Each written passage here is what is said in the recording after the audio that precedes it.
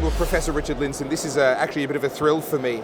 I had the pleasure of interviewing 10 years ago now the now late Professor Fred Singer, and I've had the privilege at this conference of interviewing Bjorn Lomborg and Michael Schellenberger, and you were the last person on my list of people that I said I have to get them at this conference, and here you are right in front of me. It is an absolute honour. Well, I'm delighted. Now we're in the atrium. If there's background noise, I apologise. It's because people are having tea and coffee at the atrium of the launch for the Alliance for Responsible Citizenship. Now, what attracts you to a place like this? Well, how should I put it? I was invited. And since we were going to be in France, it's only a 3-hour trade ride. Sure. But it's an interesting concept, and I still don't fully understand it. Okay. What I do know, and I think most people here encounter the same, we're living in a totally insane period. I'm in my 80s. I have never seen anything as nutty as what I'm watching now.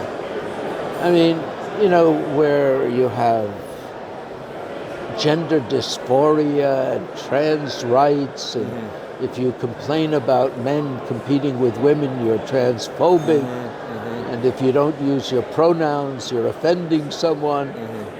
And, even at MIT, every department has its diversity, equity, and inclusion commissar. Yeah. It is the feeling the world has turned a bit upside down. And then you have things that it's mentioned here. You have this Hamas attack, and 100,000 people in London marched to support the attack. I mean, I thought we had gotten beyond that sort of brutality. And so, it's nice to see that there's an attempt to fight back. How it will succeed, I don't know, because I don't understand how we got here. I mean, I watched it happen, and a lot of us did. We saw the universities changing, we saw all these things, and we kind of were blind to it. Nevertheless, I mean, it's an interesting question. What is a responsible citizen? Courage, honesty, maybe. What is honesty? Most people think they're being honest. And so honesty actually requires checking. It's more work than simply believing what you heard. And that's very hard to achieve. Well, it's interesting to me that you bring up honesty so early in the conversation, because you're an atmospheric physicist, and you were, correct me if I'm wrong, but if you weren't the first, you were among the very first to dissent from what was a growing orthodoxy at the time. Incidentally, no, when this broke in the 80s, late 80s, a lot of very important people in my field objected. Okay. And they included, for instance, in the UK, somebody called Brian, what is his name? Name escapes me. He was head of the UK Met Office. Okay. And the minute people called him names, he retreated. The head of the World Meteorological Organization, called him Axel Van Nielsen, objected. He said, this doesn't make sense. Immediately, he was vilified. And so you had lots of people disagreeing, very prominent people, head of the U.S. Weather Service. But they didn't anticipate that there would be in place a whole system that was ready to scream at them. And I think most people don't have a thick skin, and they'd rather not be screamed at. It's amazing that you bring that up so directly, because I sat down for 90 minutes with Lord Christopher Monckton a couple of days ago, And he talked about the Russian influence on so much to do with climate change and the way that discrediting people and attacking people is such an important part of how they kind of control the narrative. Are you okay? You comfortable? Or?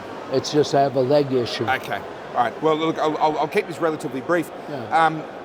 How do you anticipate we can perhaps get a bit of sanity back? Are we too far gone? I think a lot of people feel that it'll only happen when the pain of these idiotic measures becomes unbearable. I mean, the way you see it in Sri Lanka or in the Netherlands, or in Canada for that matter. And in Canada, they used their anti-terrorist legislation to stop the truck drivers from complaining about the fossil fuel cost.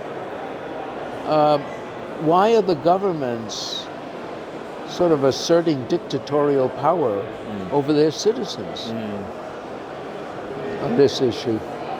I mean, one of the reasons, of course, and that's been true of the green movement from the beginning, its target has been the energy sector. Yeah. The energy sector involves trillions of dollars. Yeah. That, for instance, when Biden has in his budget spending $9 trillion on climate, 2% of that is 180 billion. You heard people talk about crony capitalism. They were talking about giving $1 million here, 100 million there, and 180 billion? And that's only 2%. Yeah. Somebody gets those 9 trillion. Yeah. They're going to have a lot of influence. Yeah. And so that's the problem with the energy sector. It's just so big. Yeah. And as people here point out, it's so vital. But the narrative, I mean, it's very hard to get out from under it. Schellenberger, I thought, was unfortunate in a sense. I loved his slides. But why are these people talking about cost benefit? Yeah. Why is there a cost to increasing CO2? Yeah. How do people go crazy over 1/10 of a degree? To what degree do you think, I interviewed Michael Schellenberger, and he was another person on my list of people that I just absolutely wanted to interview, and I'm so glad I did. But do you think there's a degree to which for people like him, he feels he has to do that in order to still be acceptable? I think that's his feeling. And he may be right, though I feel that I like what Steve Koonin did a little better, saying he doesn't know. Yeah. But, the evidence presented doesn't seem good. And that seems like a more honest approach. Yeah. But yes, I mean, if you're a young scientist and you need funds and you need to publish to make your career, you can't take my position. No. I mean, as I mentioned, I had a former student wrote a very nice little paper on ice ages. Yeah. Now, one of the things that you would see in the literature, I mean, the change in solar insulation over an ice age is negligible. Yeah. And yet they want to argue that is essential for creating ice ages. Right. Now, what he pointed out was what's important is the insulation in the Arctic in summer. And that was known since the 1930s. Okay. And the reason for that is it's going to snow every winter.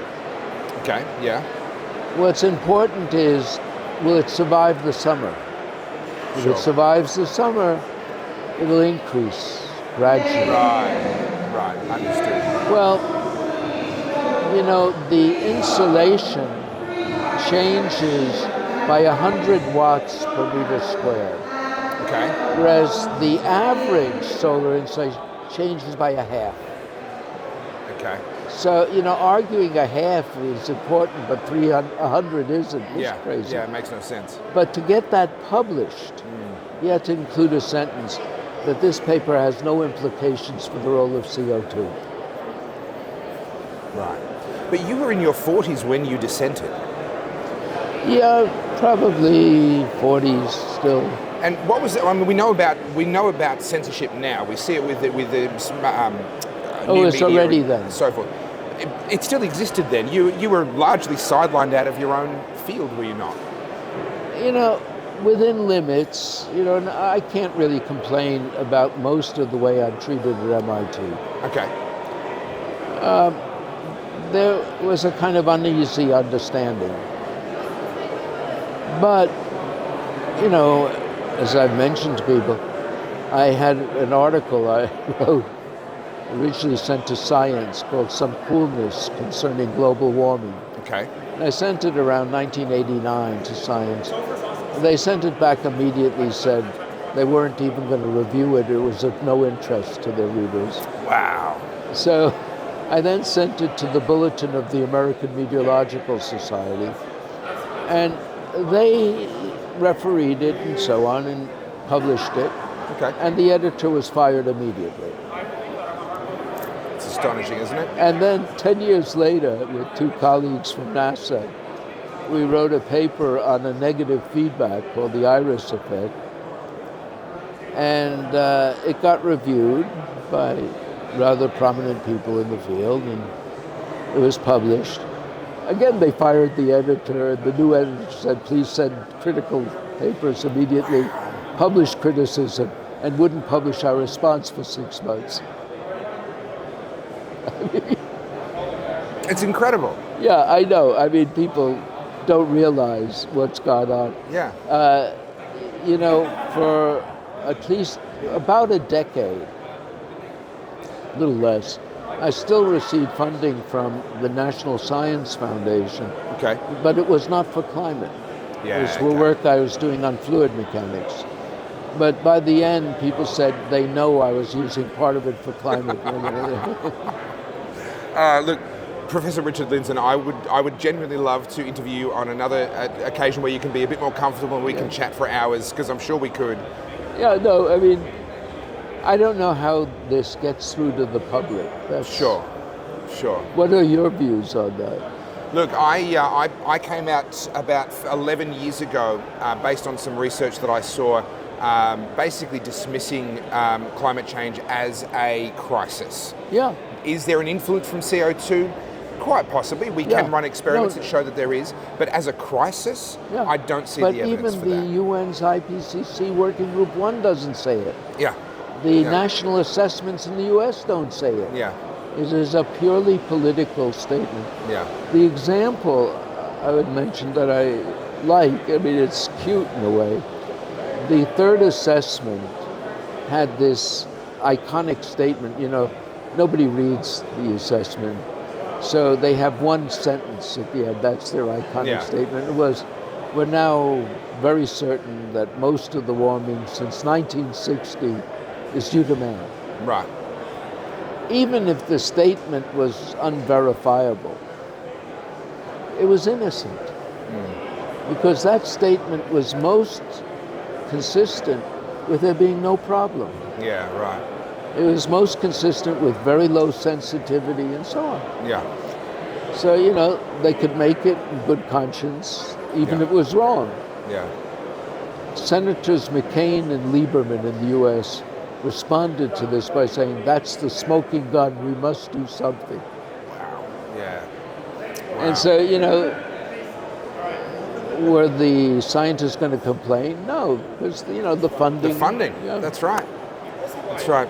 Well, look, I'm going to let you go, but no, thank you so much. It's been an absolute pleasure.